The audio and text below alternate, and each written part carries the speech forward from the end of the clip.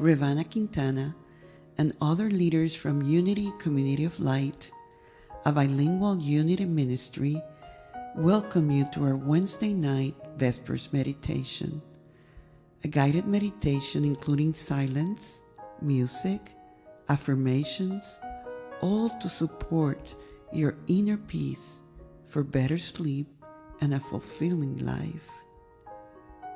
Connect effortlessly to Spirit and make your nightly routine more enriching. Let go and embrace divine guidance in your nighttime experience and life. Inhale and exhale. Relax, listen, open your heart.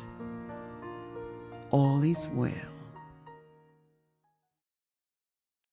Good evening. Good evening. Please be welcome to the Vespers. I'm going to call it now Dialogue and Meditation. Okay. And let's see what else unfolds from this. It feels like we got something here.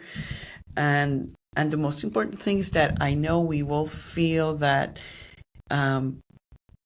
we feel engaged. We feel that this is something spirit-led. And whatever. Feels good. It feels good, Yeah. yes, at the soul level. So thank you for... I like arguing with you. I know. And I like being challenged. Oh, yeah. Good thing.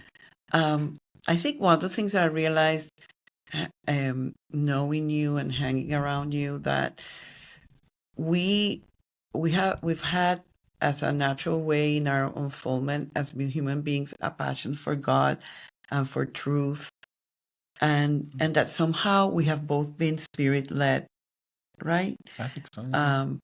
And it's interesting because even though I started in Unity in my teenager years, it was when I was 20 that I was led to the meditating more formally through transcendental meditation and the Maharishi. I even you get a mantra in the whole night. Yeah. I even went to the Maharishi International University in Iowa when I was 20. You know, my parents have always been very receptive.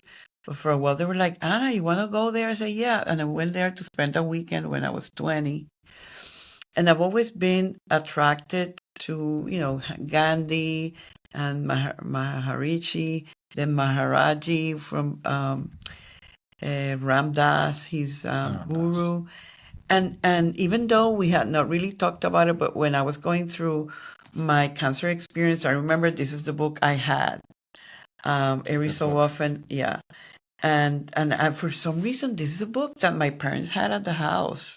You know, it's not something that I bought. It's found all over the world. Right. And it's in many languages. Yes. I think it's sold in 40 countries. Oh, something really? like that. Yeah, it's a big book.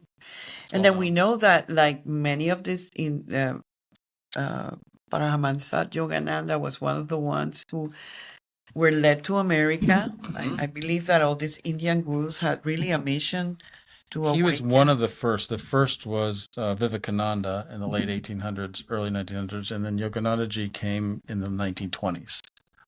So he was probably one of the first handful of yogis from India coming to America.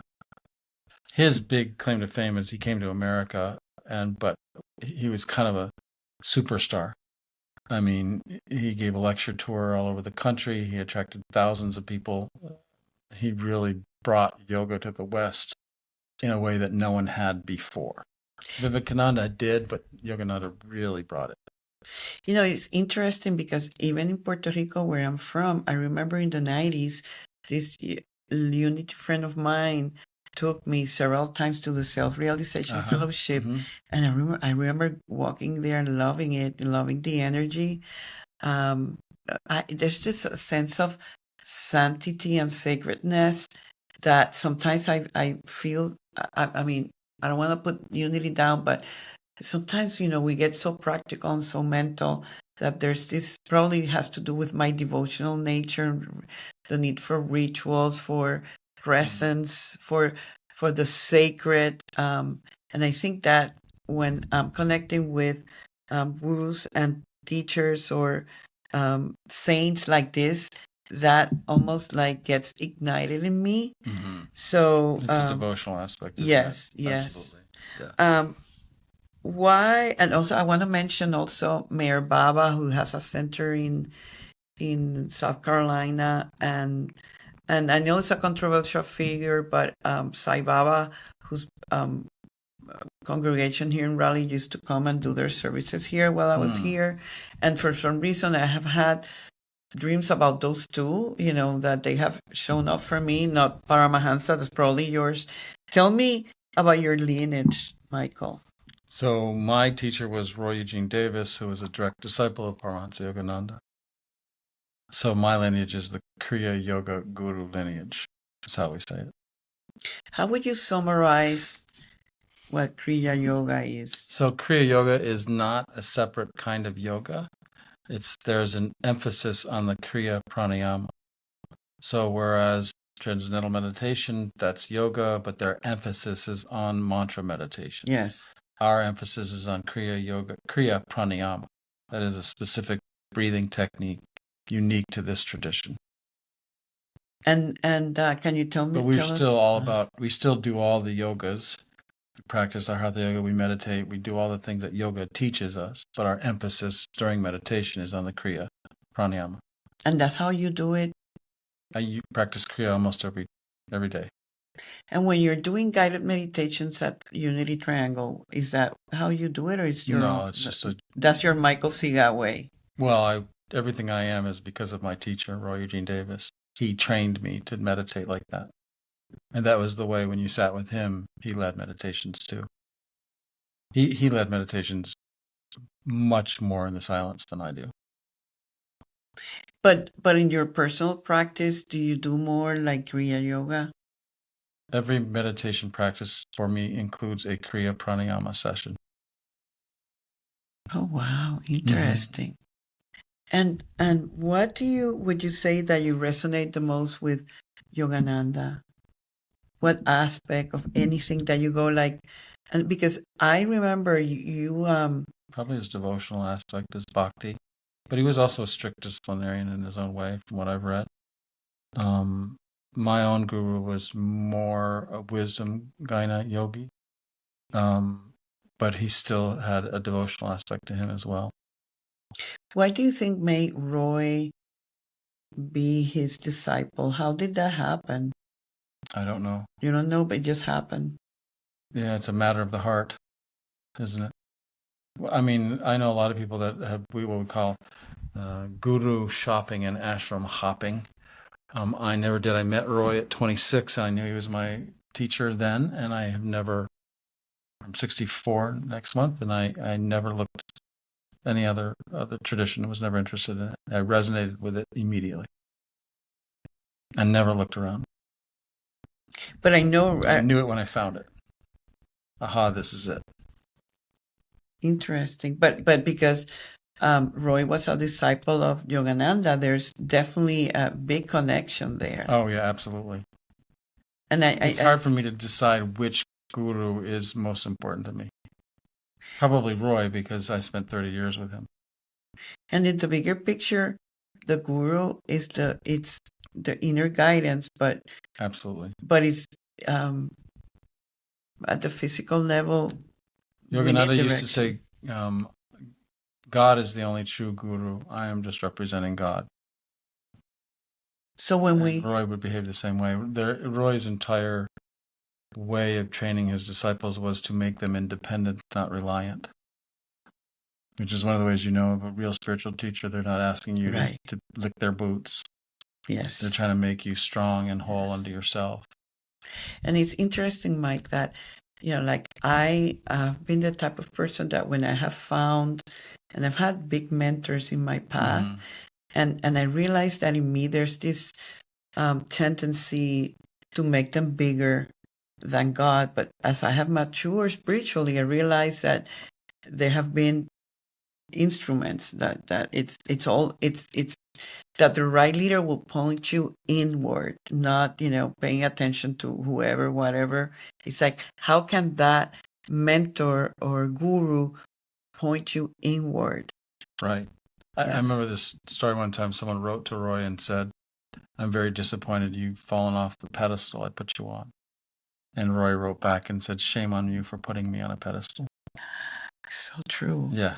And I've realized it. I've had people in my, in my own ministry that they refer to me like, oh, she's my guía espiritual, my spiritual guide. Mm-hmm. And I keep, I stop them there because it's like, no, I'm here and I can be a great facilitator, but don't lose yourself in thinking that the guidance is coming from me, because it's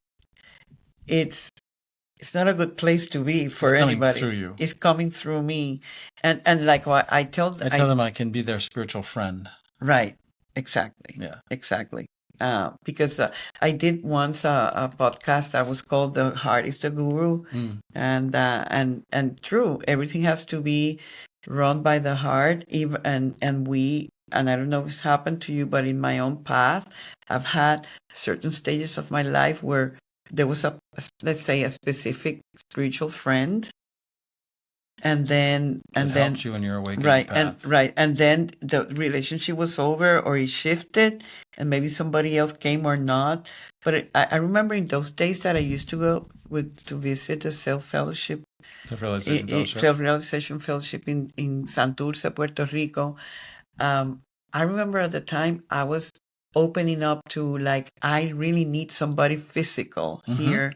And later on, somebody showed up, and I realized that my soul was already saying, this part of my life, I need a specific physical person to navigate whatever process I was going through. So I want to just thank that person comes.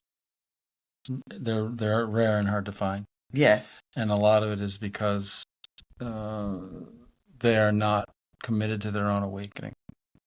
Because if you find a real spiritual teacher, they're always inwardly growing and experiencing more and more of God within them. Yes. And otherwise you outgrow them. Right. Oh, it's happened to me already. That's what you were saying, I think, right? Yeah. Yes. Yeah. But then we're grateful for the contribution and love them and bless them. So we'd like to have a meditation today and to have everybody maybe connect with all the spiritual helpers that have been on our path. You want to lead us into that? Yes. Okay, yes. you lead us. Yeah. Okay.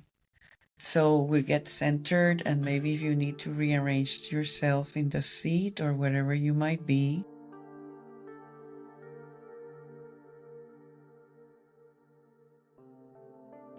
I'm going to ask you to, if you feel like it, to smile with me as a sign of gratitude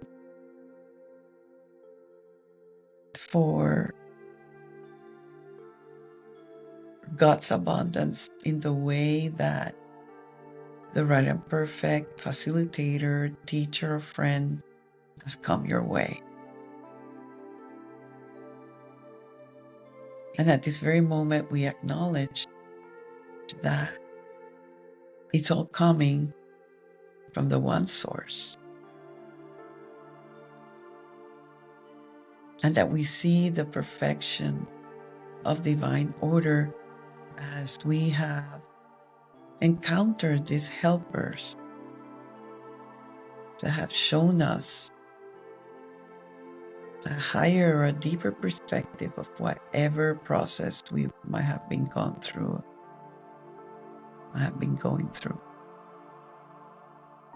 which reassures us how supported, cared for, loved we really are.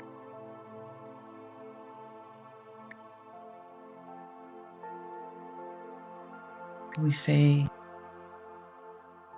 thank you, Spirit, knowing that the more we have learned and expanded, the more independent we have become. The more of spiritual sovereignty we have acquired. And that is actually the path.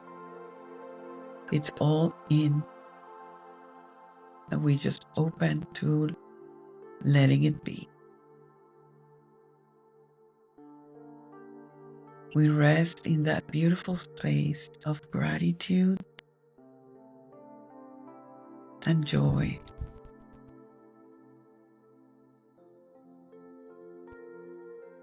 Keeping our eyes raised,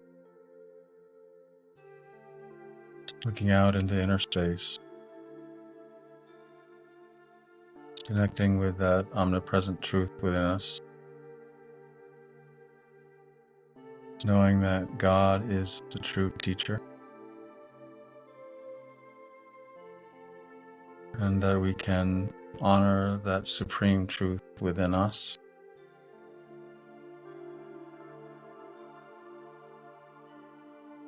letting the silence, peace blossom from within, resting in the awareness of self, experiencing the complete contentment, fulfillment in that experience.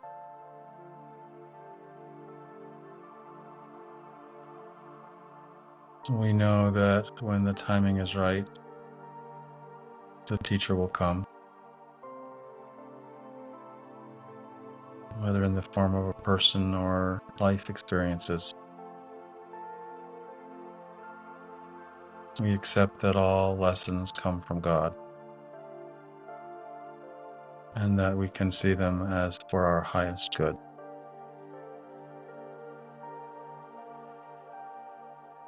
Let us now acknowledge our own truth, and that at the core we are pure existence being, immortal, whole, complete,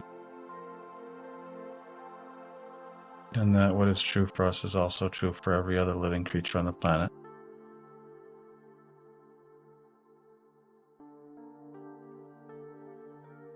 Om, peace.